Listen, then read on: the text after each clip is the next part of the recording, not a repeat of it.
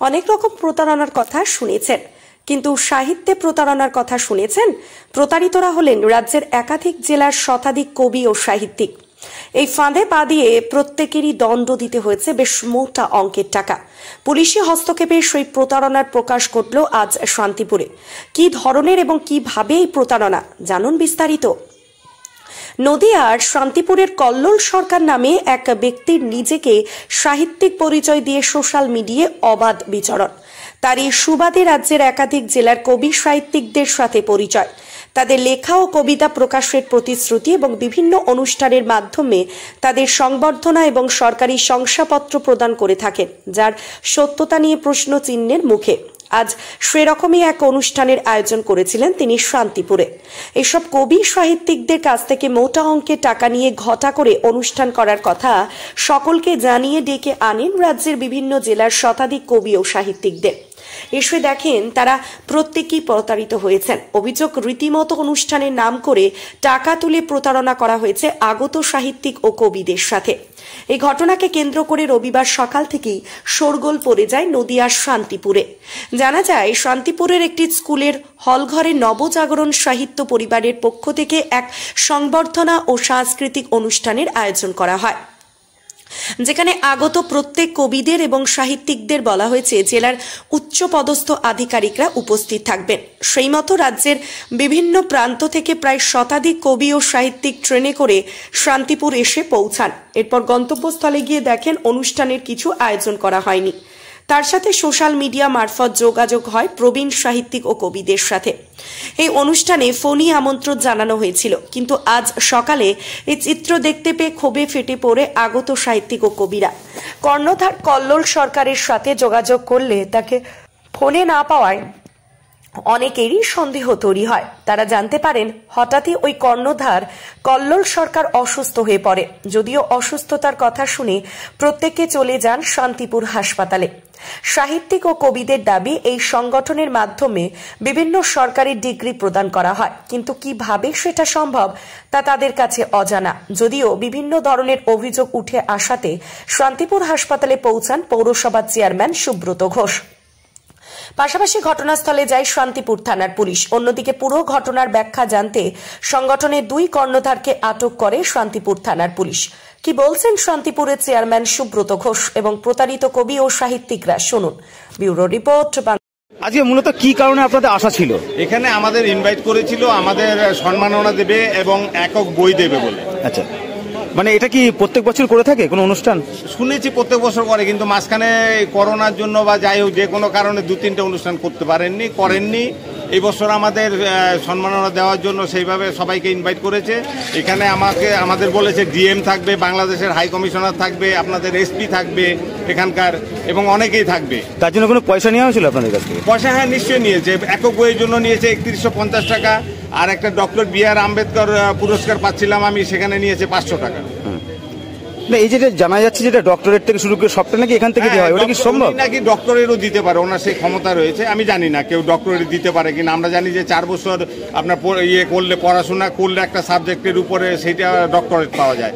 আর আপনার ডাক্তারি পড়তে গেলে সে তো আপনারা জানেন জয়েন্ট দিয়ে সেখানে ঢুকতে হয়। আজকে কার কার আসার কথা ছিল প্রোগ্রামে? আজকে আসার কথা ছিল আমাদের এখানকার ডিএম থাকবে বলেছে, ও লাইব্রেরিটা আমি আপনাকে পাঠিয়েছি, এবং এখানকার এসপি থাকবে, ডিএম থাকবে, এবং আরো অন্যান্য গুণীজন থাকবে। বাংলাদেশ থেকে নির্মলেন্দু গুণ 70 জন গ্রুপ নিয়ে আসবে, এবং জয় গোস্বামী থাকবে। এসে কি দেখলেন? হ্যাঁ, এসে দেখলাম যে শুধু আমাদের মতো লেখকরাই এসছেন। তারা কেউ আসাম থেকে, কেউ দিল্লি থেকে, কেউ এসছে আপনার দার্জিলিং থেকে, শিলিগুড়ি থেকে, হ্যাঁ, আর কেউ বহরমপুর থেকে।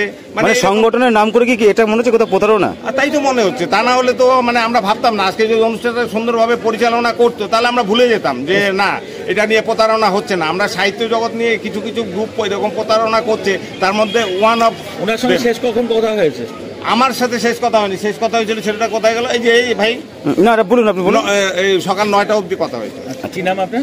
আমার নাম রঞ্জিত কুমার। আমাদের যিনি সম্পাদক উনি অসুস্থ হয়ে গেছেন, কিন্তু এতদিন ধরে সম্পাদকের নাম কি? কল্লোল সরকার। সম্পাদকের নাম কল্লোল সরকার। ওনার বাড়ি শান্তিপুরে। শান্তিপুর বন্ধুসভা হলে আজকে যে প্রোগ্রামটা হওয়ার কথা ছিল সেই প্রোগ্রামটাতে আমি আর কি ওখানকার সহ সম্পাদিকা পদে ছিলাম।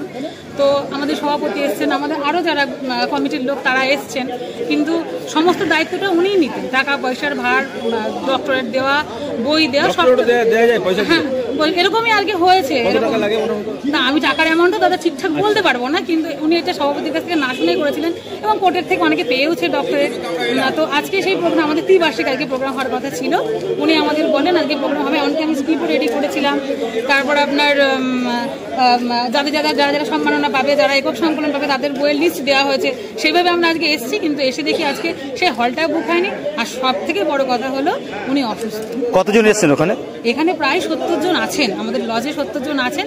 আর এখন আমরা কমিটির তরফ থেকে ভীষণ বিভ্রান্ত, কারণ সমস্ত দায়ভার তো আমাদেরই নিতে হচ্ছে। আমরা কিভাবে অন্য কোনো সেটাই তো, উনি অসুস্থ হতেই পারেন, কিন্তু উনি মেমেন্টো বই কোথায় রেখেছেন সেটা ওনার থেকে আমরা জানার চেষ্টা করছি, কিন্তু উনি বলছেন না। কি মনে হচ্ছে যে অসুস্থতা এটা কি মানে কৃত্রিমভাবে করা? না না, এবার দেখুন ডাক্তার অবজারভেশনে আছে, যেটা ডাক্তারের দিক থেকে দেখলাম, যেহেতু ওনাকে রেফার করেছে, ওনার পালস রেট 146, সেহেতু ওনার হাতে একটা সমস্যা দেখা যাচ্ছে, অ্যালার্জিটিক একটা ব্যাপার আছে, যার জন্য শ্বাসকষ্টটা। অন্যান্য যারা আপনাদের এই স্থানীয় যারা মেম্বার আছে তারা জানে না ব্যাপারটা? না না, স্থানীয় মেম্বাররা যারা রয়েছে, হ্যাঁ আমরা অনেক দূর থেকে এসেছি। শান্তিপুরের মেম্বারও তো আরো আছে? হ্যাঁ শান্তিপুরের মেম্বার, কবি সাহিত্যিক তেমন দেখছি না, তবে স্থানীয় লোক যারা এখানে হসপিটালে আছেন তারা তো বলছেন ওনাকে চেনেন। আপনার নাম? আমার নাম রিম্পা প্রামাণিক। কি কারণে আসে এখানে? হসপিটালে এসেছি, এইটা শান্তিপুর স্টেট জেনারেল হসপিটালে। এমন একজন ব্যক্তির কথা শুনলাম, তিনি নাকি শান্তিপুরের বিভিন্ন জায়গায়, শুধু অল ওয়েস্ট বেঙ্গলে শিল্পী এবং সাহিত্যিকদের নাকি তাদের সংবর্ধনা দেওয়ার জন্য তাদের নাকি আজকে একটা শান্তিপুরে একটা ভেন্যু করেছিলেন নাকি আমাদের বন্ধুসভা হলে।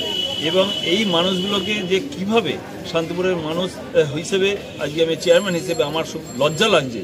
আজকে এরম ধরনের একটা ফ্রড মানুষ কিভাবে এই সব মানুষগুলোকে হ্যারাসমেন্ট করার জন্য, তার যে সংস্থার যে প্রেসিডেন্ট, তাকে আমি একটু আগেই তার সঙ্গে কথা বললাম, তিনি বলছেন আমার সঙ্গে অনলাইনে ওনার সঙ্গে নাকি এই ভদ্রলোকের সঙ্গে নাকি যোগাযোগ, তিনি নাকি কিছু জানেন না। একটা সংস্থা চালাচ্ছেন, সেই সংস্থার যে প্রেসিডেন্ট সে বলছে আমি বিষয়টা জানি না। তাহলে বুঝতে হবে আপনাকে মানে কী ধরনের চক্রান্ত এবং মানে আজকে এই মানুষগুলোকে হ্যারাসমেন্ট করার জন্য তাদের থেকে শুনছি নাকি তাদের বই বের করে দেওয়ার জন্য তাদের থেকে একটা অর্থও নাকি নেওয়া হয়েছে। এই ধরনের মানুষ আজকে শান্তিপুরে এবং শুনছি বাবলা গোবিন্দপুরের ওখানে নাকি তার পৈতৃক বাড়ি, যেখানেই হোক না কেন, কিন্তু শান্তিপুর শহরের বুকে তিনি একটি অনুষ্ঠান করবেন বলে মানুষকে যে হ্যারাসমেন্ট করেছেন। আমি শান্তিপুরের মানুষের যে সম্মান এবং শান্তিপুর মানুষের যে একটা কৃষ্টি সংস্কৃতি এবং এখানে যে সুন্দরভাবে চলে সেইটাকে কালিমা লিপ্ত করার জন্য এইরকম ধরনের যারা মানুষ যুক্ত আছে তাদেরকে কঠোর থেকে কঠোরতম শাস্তি দেওয়ার দরকার। কারণ এরা না হলে পরে আরও এরম ধরনের মানুষকে হ্যারাসমেন্ট করবেন, মানুষকে আরও বঞ্চিত করবেন এবং প্রবঞ্চনা করবেন। সুতরাং এইরম ধরনের মানুষকে আমাদের চিহ্নিতকরণ করে আজ প্রশাসনের সমস্ত আধিকারিকরাও এসেছিলেন, তারা দেখেছেন এবং তাদের যে সংস্থার যারা কর্ণধার দু একজনকে এবং তাদের যে প্রেসিডেন্ট উল্লিখিত, তাদের যে সংস্থার প্রেসিডেন্ট, তাকেও তারা পুলিশ প্রশাসন এক্ষুনি নিয়ে গিয়ে তারা জিজ্ঞাসাবাদ করে আইনি যে প্রসেস হয় তারা নিশ্চিতভাবে